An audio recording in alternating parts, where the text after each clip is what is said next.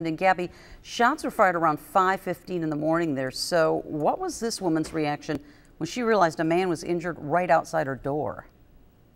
Well, Mo, she heard banging on the windows and on her door. She actually thought someone was trying to break into her house. I spoke to her brothers today, and they tell me she's actually a high school student here in South Bend who was just getting ready for a day of school, not expecting to find Tyrese Walker suffering from a gunshot wound collapsed here on her porch. Walker told police a fight broke out inside this house, and Anthony Jefferson then shot at him, even pulling him into the house as he tried to escape. He then ran across the street, banging on various windows. When police arrived, he told them his friend Jason Reed may have been shot too.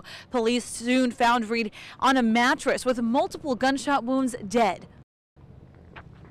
What I wanted to do is put the public's mind at ease that this wasn't some kind of random home invasion. This was an incident that occurred within that house itself, and all parties had been together in that house for an extended period of time. Well, Anthony Jefferson is now charged with murdering Jason Reed. This is the home where police found the body. Jefferson also charged with the attempted murder of Tyrese Walker. Investigators tell us they believe Jefferson may be driving a white 2001 Mitsubishi Eclipse. That's a two-door car. And they remind everyone, if you do think that you see him, do not approach him. He is considered dangerous. Mo? Folks in South Bend have to clean up the damage yesterday's storm left behind. There are lots of fallen trees in the area and the hazard of tangled power lines in some neighborhoods. News Center 16's Gabby Gonzalez is live in River Park. And Gabby, a lot of cleanup going on there. Well, guys, this is just part of the debris that's been cleared out of this property here on 23rd and Vine.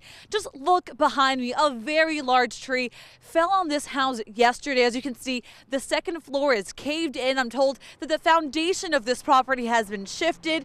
A lot to clean up here. Crews have been here throughout the day, also having to untangle some of these power lines. One of the crew members all the way up at the top. They've made significant progress, but folks throughout this area have been busy all day. Just take a look at this video. This was shot just a few blocks away from here. A tree coming down on a porch, yellow tape in some areas, warning drivers to find alternate routes. Residents there tell me they heard a very loud crash yesterday and even saw a fire along the street because of downed power lines. Now, over in Gilmer Park, a pregnant woman and her family had a very close call. This tree just coming down right next to their house. That is the living room, and actually our bedroom is up there, so if it would have fallen at any other angle, it could have been very dangerous. But yes, it just barely touched the side of our house, so we were very lucky. The winds was the biggest thing. When the winds picked up and then the rains came in, and then all of a sudden the tree went down. And when you've got a situation like this in front of your house where there's a tree, there's a lot of debris, it makes you a target for scam artists. Police are warning people that if you have someone come up to your door offering to clear out these trees, you make sure that it's a company that has references, that it's a legitimate company, so you don't become a victim when obviously you've already got a lot to deal with at your property. Right, always a good reminder, Gabby. Now, the house behind you has such extensive damage. How's that family doing? Yeah. Well, we talked to one of the homeowners yesterday. There were 3 people inside this house when the tree came crashing down. Thankfully, they did make it out okay. The mother in this family did have to go to the hospital, but not for a serious injury. The father and the mother were able to make it out a side window, and the son made it out the back door. So they were very, very lucky through all of this. Boy, I'd say, okay, Gabby Gonzalez live. Work goes on at Abtrax Industries. Employees showing up and going about their routines. But the site of destruction is only steps away. I'm just glad that it was isolated in one particular area. Flames lighting up the night sky. A kaboom, very big explosive. The sounds rattling nearby residents. We've seen the big old flames right across the street. Now the blaze started just after 9 Monday night. We had been working since about 4 o'clock in the morning yesterday, and I went home and I went to sleep at 8:30. And then at 9:15 is when we got a phone call. Residents peering out of their windows as the flames grew. There was ashes that were rising because of the water hitting, and it was coming over our house. We have a lot of pine trees, around, so that's, yeah, and it was going on top of our roof. There were pretty big ashes, pretty good big size, hitting the ground. Now, there was some initial concern about contamination, the fumes from these burning materials causing a hazard to nearby residents. We had no idea how much chemical was back here. So once we figured out how much was there, which I don't think there was as much as we originally thought. EPA on scene Tuesday to make sure everything was clear. We had a limited amount of chemicals in there, and as far as they're concerned, there's absolutely no contamination. And while melted equipment is all that remains where the building once stood, Byers says this company, this facility, is part of his family. There's only one choice moving forward. Are you thinking of rebuilding this area here? Oh, yes, yes. These dogs are starving to death. Puppies left with no food in sight. A kiddie pool filled with murky water as their source of hydration. I don't really believe that it takes a rocket scientist to see an animal and put their hands on an animal and know that things could have been different. Jameson's wife was walking their own dog when she spotted the two German Shepherd puppies next door tied to a play set. And she said, hey, you need to go take a look at the dogs next door. So Jameson walked through his yard. And the closer I got, the more apparent it became that they maybe weren't being fed, or maybe they weren't being taken care of. Oh my God. And when I put my hands on them, it was even more obvious, and you know, it was horrifying, to tell you the truth. He posted the video on Facebook. I could feel every tendon. I could feel every little detail. And trying to get the community's attention to save these animals. All I really did was raise a little bit of ruckus and get it noticed.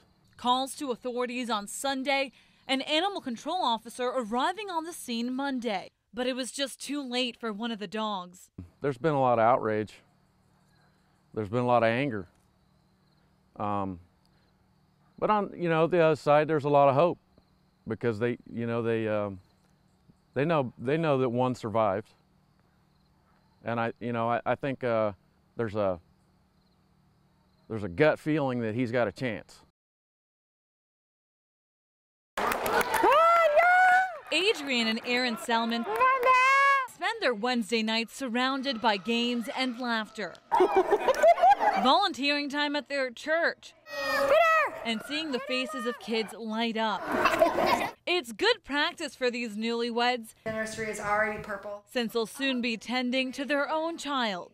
Definitely adding baby is going to be a different challenge. One challenge, figuring out their health care because their jobs don't offer coverage. How are you doing, Lily? As a substitute teacher, I've been a certified teacher for the last 10 years. I haven't been able to land a steady teaching position, and so subbing gives me that ability to do what I love. But it also comes at a cost, as we don't have the insurance coverage.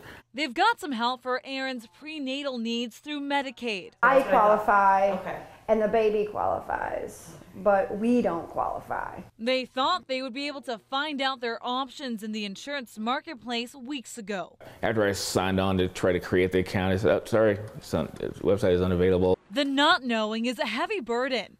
Every time they get sick, it's a big question mark. For people who don't have coverage, they will ask those questions. Okay, medication, or do I want dinner tonight? So Adrian tells me they're anxiously awaiting the repair of the site to find out how much they'll have to pay to be insured. It's still going to be kind of, okay, how much can we really afford? If they say it's affordable care, is it really going to be all that affordable? A family at an income of $15,000 per year would make too much for Medicaid coverage and too little to get any tax subsidy on the health insurance exchange. That means if they bought their insurance through the website, the cheapest monthly premium would be $561 a month for a bronze plan. A spokesperson for the Indiana Family and Social Services Office tells me a family like the Selmans would likely qualify for the Healthy Indiana plan known as HIP.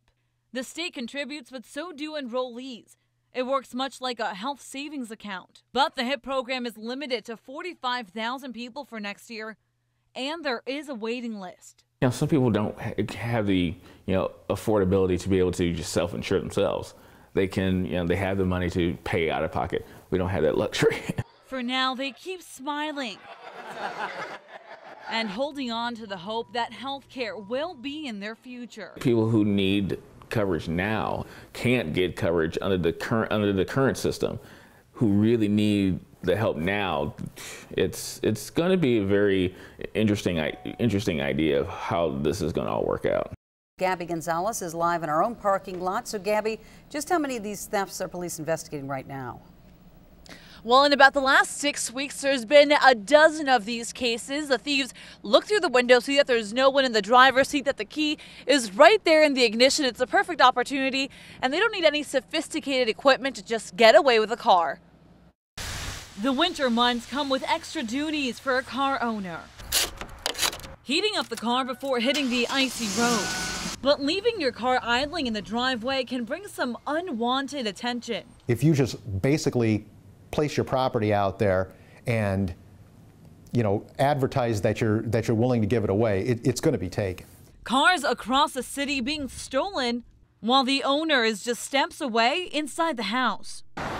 The latest cases happened over the weekend. One car taken in the daylight hours Sunday after the owner left it idling for just minutes in the 1300 block of Fremont. The same scenario played out in the 1500 block of East Donald Street. Makes me think twice about leaving my key in the ignition and kind of letting it go. Some of the people we're finding doing this are doing this repetitiously. People are doing this for transportation. Now, despite the risk, it's a common practice. Just 2 blocks away from the latest theft, we found this car left idling for more than 10 minutes. Do you ever let your car idle? Only if my dog's in the car, because I know if somebody tries to open the door, they're going to get bit. A lot of the cars have been recovered days later, but not in the condition the owners last saw them in. We had a car that was stolen from Elkhart in a very similar situation, was brought here to South Bend a couple of weeks ago. There was a shooting that occurred inside this car, so this victim got a car back covered in blood and with a bullet hole inside of it. So police are warning residents, don't become the next target. Just don't do this in any sector of South Bend, in any sector of the county. It's just something that's just rampant. And I talked to one of the victims who had his car stolen yesterday. He says it was just a matter of minutes that they left that car unattended. They look out the window and the car was gone. They think they actually spotted it around town last night. And that's something that police tell me has happened. They've found the stolen cars just a couple of days later, just ditched somewhere, and then they have to get it back to the rightful owner. Guys.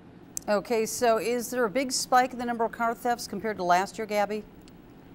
Well, when you look at the 6-week span, there definitely is. Captain Phil Trent telling me that you have to be really careful because this can also affect car insurance rates for people in our area. When those car insurance companies see that there's a higher number of car theft, that might impact your rates here, even if you're not a victim of these stolen cars. So it's just something to watch out for.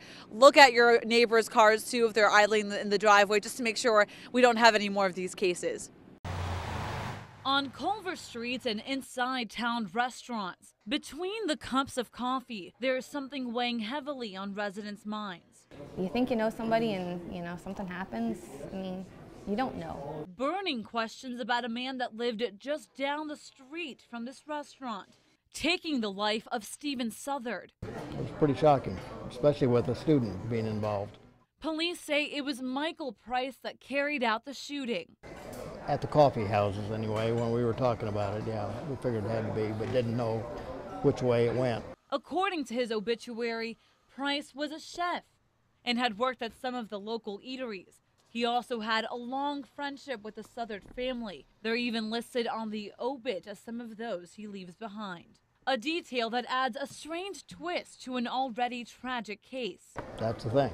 Don't know why it happened, but it definitely happened. While police have not revealed details about what went on inside this home, sources close to the victim say that Price picked Southard up from school that Wednesday afternoon. I always come home at lunchtime. Didn't see anything out of the ordinary. But just hours later, his wife of just over 3 years came home to find Price and Southard dead. And as Culver mourns the loss of life, many say they hope that answers bring some peace to the families involved. We need closure. I mean, there's a whole bunch of stories going around and hearsay.